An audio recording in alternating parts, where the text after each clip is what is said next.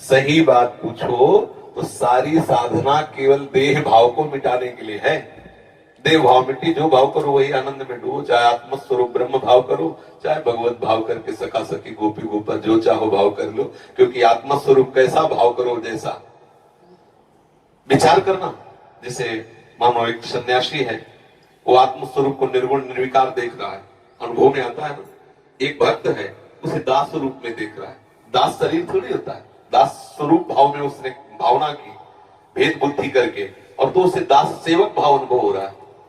जो जैसे भावना करता है आत्मस्वरूप, जैसे अभी हम देह भाव में हैं, तो हमें यही तो लग रहा है मैं यही हूं, तो आत्मस्वरूप की भावना हम देह भाव में कर लिए ना। अब इसे हटाइए, आप जो भाव कीजिए। अंतिम समय यदि मृग का चिंतन करते हैं तो आत्मस्वरूप मृग स्वरूप में प्रकाशित हो जाता है। भरत जी को देखो, अंतिम समय में स्त्री का चिंतन करते हैं तो पुरंजन अगला जन्म स्त्री का। आत्मस्वरूप कैसा भाव करो जैसा, कोई भाव ना करो तो मुक्त हो गए। समझ गए ना, कोई भाव नहीं, मुक्त हो गए। अगर भाव कर रहे हो तो किस कोटि का कर रहे हो, जो कर रहे हो उसी का फल है। अपने लोग क्या भगवत भाव, अपने लोग क्या सखी भाव, अपने को सखा भाव, अपने को दास भाव, जो भाव करो सो वो आपको प्रभु ऐसे ही अनुभव, आत्मस्वरूप प्रभु है। और कोई भाव नहीं तो जीवन मुक्त हो गए। समझ में आ रहा है? आत्मस्वरूप कैसा भाव करो जैसा, और कोई भाव ना करो तो इसे कहते हैं निराकार और निर्विकार चिदानंद में स्वरूप। बिल्कुल सब सिद्धांत सत्य है, पर अपने भाव को पहले शरीर भाव से हटाना होगा। जब तक शरीर भाव है तब तक विषय भाव है, कोई भगवत भाव नहीं, कोई ज्ञान भाव नहीं, कोई योग भाव नहीं। योग में भी चित्तवृत्ति का निरोध करके विषयों से हटाकर आप परमात्मा स्वरूप प्रभु में लगाया जाता है। ज्ञानी जन देह भाव का नाश करके अपने स्वरूप में स्थित हो जाते हैं। भक्त जन देह भाव का नाश कर भगवत स्वरूप में, जिसे आत्मा कहते हैं ज्ञानी जन, भक्त जन उसे भगवान कहते हैं, योगी जन उसे परमात्मा कहते हैं। तो वही एक तत्व, समझ रहे ना। ये देह भाव हटाना, तुम पुरुष न थे ना हो न रहोगे। ये पोशाक पुरुष की धारण करने से कोई पुरुष नहीं हो जाता, पर ये भाव मिटना बड़ा कठिन है, इसीलिए साधन में लगाया जाता है। अगर भाव अभी समझ में आ जाए तो अब भी आत्मा का कोई बंधन नहीं है। इसीलिए मोक्ष भी झूठा और बंधन भी झूठा। अब वो कोई कहेगा शास्त्रों में इतना मोक्ष का महिमा लिखी है, तो मोक्ष भी झूठा है और बंधन भी झूठा है। जब बंधन ही झूठा है तो मोक्ष कैसा, किसका? सहज स्वरूप मुक्त आत्मा का कभी बंधन हुआ ही नहीं, तो झूठा ही तो है मोक्ष। बता, आप बताओ कभी आत्मा का बंधन हुआ क्या?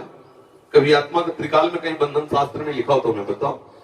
तुमने माना, तुम्हारी मान्यता ही बंधन है, तुम्हारी मान्यता ही मोक्ष है। खत्म के अब वो मान्यता जितनी जल्दी तुम बंधन से हटा पाओ उतनी जल्दी मोक्ष को प्राप्त हो गए। यही मोक्ष है, न बंधन है न मोक्ष है। बंधन और मन मोक्ष ये मन की मान्यता के अनुसार है। आप अपनी मान्यता को मन से हटाकर स्वरूप में स्थित कर सकते हैं। इसी के लिए बहुत से साधन बताए गए, ज्ञान मार्ग, कर्म योग मार्ग, भक्ति योग मार्ग। जिस मार्ग से चले, ये प्रपंच का जो है ये वैराग्य भाव जब तक नहीं आएगा तब तक आंतरिक बातें समझ में नहीं आती। चाहे प्रवचन जितना कर ले, चाहे जितना सुन ले।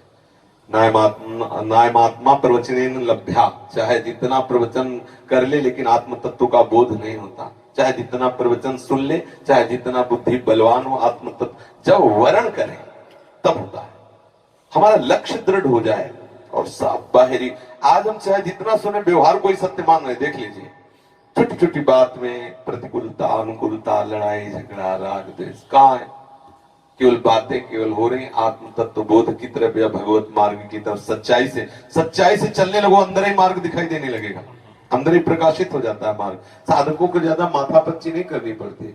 जैसे एक यमुना स्नान करने शिष्य जा रहे थे तो गुरुजी ने टार्च दी, अंधेरा था, एकदम धीमी सी एक पैर दिखा। बोले गुरुजी इससे लक्ष्य की प्राप्ति कैसे होगी, बहुत कम प्रकाश।